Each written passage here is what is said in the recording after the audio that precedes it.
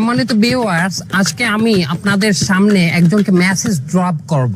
আমার অ্যাসিস্ট্যান্ট মানে আমার পার্সোনাল অ্যাসিস্ট্যান্ট একটি ভিডিও দেখে আমাকে জানালো ইন্ডিয়ান এক নায়িকার নাম সানি লিওন, সে নাকি এক্সট্রিম লেভেলের 70% উলাঙ্গ হইয়া একটি গানে ডান্স করেছে। গানটি হলো সনি সনি সনি দে লাখা এ রেন্ডিয়া রেন্ডিয়া জখা।